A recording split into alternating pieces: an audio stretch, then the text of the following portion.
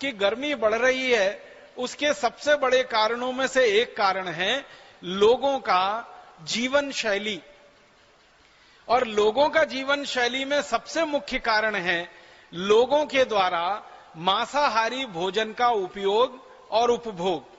हम जानते हैं कि दुनिया में दो तरह के लोग रहते हैं इस समय।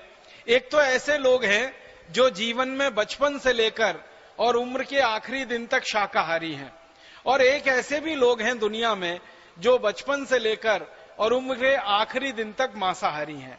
तो भारत के और दुनिया के वैज्ञानिकों ने जो अध्ययन किया तो पाया कि जो लोगों की जीवन शैली में मांस खाना बहुत ज्यादा है, जो बहुत ज्यादा मांस का उपयोग करते हैं, जो बहुत ज्यादा मांस का उपभोग करते हैं, उनके कारण दुनिया में सबसे ज्यादा गर्मी बढ़ रही है।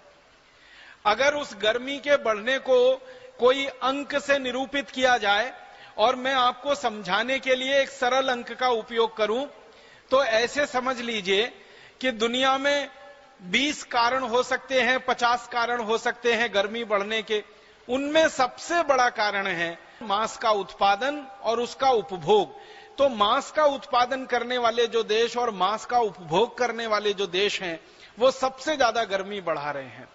अब इस गर्मी बढ़ाने को प्रतिशत में अगर मैं बताने की कोशिश करूं तो मान लीजिए 100% कुल अंक होते हैं, तो इसमें 25% गर्मी बढ़ रही है वो मांसाहारी लोगों के जीवन शैली के कारण बढ़ रही है। 18% जो गर्मी बढ़ रही है वो दुनिया में फालतू गाड़ियां चलाने से और बिना जरूरी यात्राएं करने से बढ़ रही है।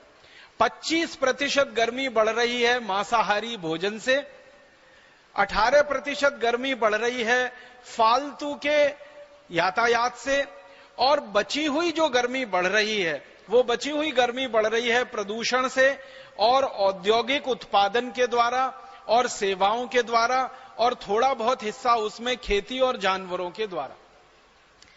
तो कुल मिलाकर गर्मी बढ़ने के इतने सारे कारण हैं। औद्योगिक कारणों में लगभग 18-20 कारण हैं, उनके ज्यादा विस्तार में नहीं जाना चाहता, समय चला जाएगा। तो औद्योगिक उत्पादन को सारी दुनिया में कहा गया कि एक उत्पादन ऐसा जो बहुत जरूरी है लोगों के जीवन को चलाने के लिए, जो आवश्यक उत्पादन है, और एक उत्पादन ऐसा जो बिल्कुल जरूरी नहीं है, लोगों के जीवन को बिना उस उत्पादन के भी चलाया जा सकता है। जैसे मैं एक उदाहरण दूं कि हम खाना खाते हैं तो खाना खाने के लिए चावल का उत्पादन करना पड़ता है, गेहूं का उत्पादन करना पड़ता है, चने दाल सब्जियों का उत्पादन करना पड़ता है, फलों का उत्पादन करना पड़ता है, हमें सूखे मेवों का उत्पादन करना पड़ता है। तो इस उत्पादन को माना जाता है ये जरूरी उत्पादन है।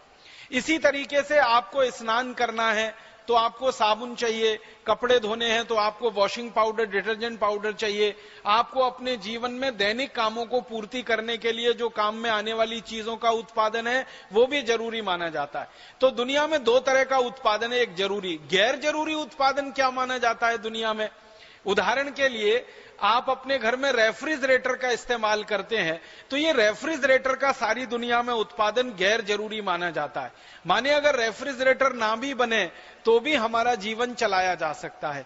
इसी तरह से एयर कंडीशनर में हम रहते हैं तो एयर कंडीशनर का उत्पादन गैर जरूरी माना जाता है।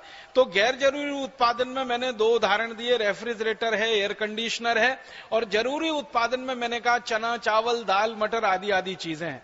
तो जो जरूरी उत्पादन है हमारे लिए और सारी दुनिया के लिए, उसके द्वारा जो गर्मी बढ़ रही है वो मात्र 18% है, और जो गैर जरूरी उत्पादन के द्वारा दुनिया में गर्मी बढ़ रही है वो लगभग 32% है। तो 32% गर्मी बढ़ रही है दुनिया में ऐसी वस्तुओं के उत्पादन से जो हमारे और दुनिया के ज्यादा काम की नहीं है, विलासिता की वस्तुएं जिनको हम कह सकते हैं। तो विलासिता की वस्तुओं का उत्पादन करके 32% गर्मी बढ़ रही है, जरूरी वस्तुओं का उत्पादन करके 18% गर्मी बढ़ रही है, 25% अकेली गर्मी बढ़ रही है मांस का उत्पादन करके, और बची हुई जो गर्मी का हिस्सा है वो हमारे फुटकर क्रियाकलापों से बढ़ती रहती है, जिसमें मैंने एक क्रियाकलाप बताया था ट्रांसपोर्टेशन, यातायात। उसमें से एक यातायात जो बहुत जरूरी है और एक यातायात जो बिल्कुल काम का नहीं है, जो गैर जरूरी है। तो ऐसे करके दुनिया में सारा बंटवारा हुआ।